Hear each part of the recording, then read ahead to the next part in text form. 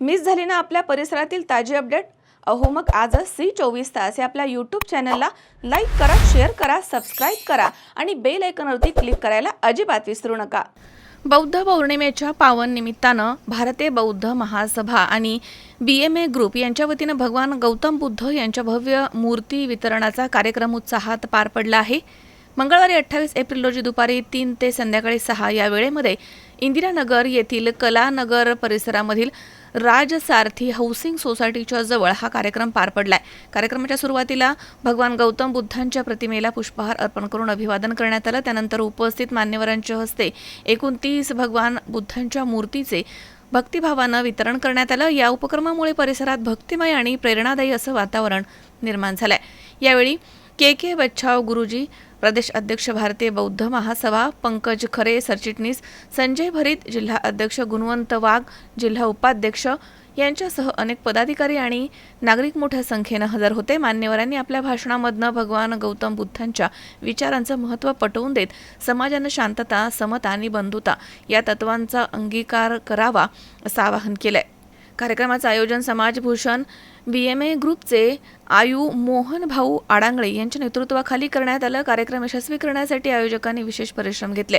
उपक्रमामुळे बौद्ध समाजामध्ये आनंदाचं आणि उत्साहाचं वातावरण निर्माण झालंय। बौद्ध पौर्णिमेचा संदेश अधिक व्यापकपणे पोहोचवण्यात या कार्यक्रमाला यश आलंय। जर जन्माला आलं नसतं आज आपली मुलं जे वर्गात बसून शिकताय ना, ते वर्गाच्या बाहेर बसून शिकली असती आणि जे पण नाव जर जन्माला आलं नसतं आज आपल्याला जे नळाला पाणी येतंय ते पिण्याचा सुद्धा आपल्याला अधिकार नव्हता। त्याच्यामुळे बाबासाहेबांचा आवाज हा नको, मॉडेल पाहिजे। जय भीम। धन्यवाद।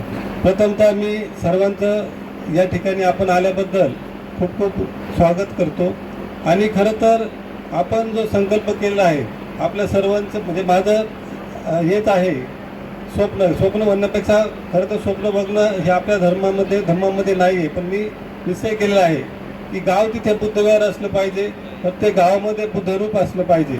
यासाठी मी रात्रंदिवस जेवढे शक्य होईल त्या ठिकाणी बुद्धरूप देण्याचा प्रयत्न करत राहील, हेच मी आजच्या दिवशी आपल्याला सांगतो।